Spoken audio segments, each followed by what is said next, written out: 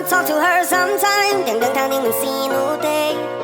ធ្លាប់តែជួបមុខគ្នាសម្ដីនិយាយបានលហើយតែឥឡូវយើងមានតែពាក្យស្ដីជេរ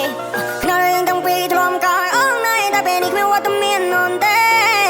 មានដៃណាទី3មកទាញដោយអូនចេញហើយគ្មានផ្លូវនឹងឲ្យនាងបកក្រោយទេ Talk to me សូមអូន talk to me សូមសំឡេងអូនលើកចំក្រោយមានលើសពី5នាទីហើយសូមមកវល់នោះឡងកុំចាត់ទុកបងជា nobody ពេលសូមទាំងនោះរើសមួយចុងមួយណាក៏បង agree ជាកំណត់ប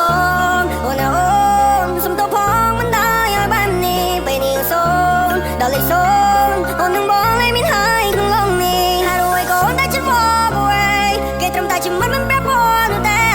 យកមកបងផងយកឡារមូនឲ្យសូមទៅផងតែមិនដែរឲ្យបាននេះស្អំនឹងថាស្អំខ្ញុំសូមអភ័យតូនធ្លាប់បន្លាញនឹងឡងអំឡើយហូ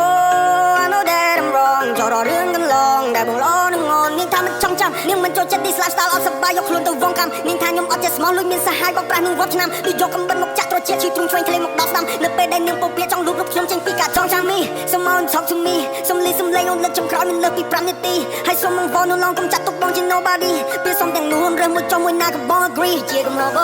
ងអូនអូនសូមទៅផងមិនដែរឲ្យបាននេះពេលនេះសូមដល់លេខសូម